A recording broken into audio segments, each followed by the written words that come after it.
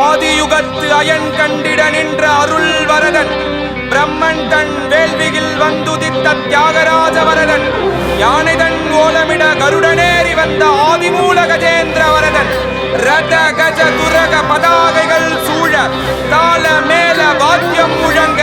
விண்ணோரும் மண்ணோரும் கைதொழுது நிற்க தேவாதிராஜன் பேரருளாளன் பராக் பராக்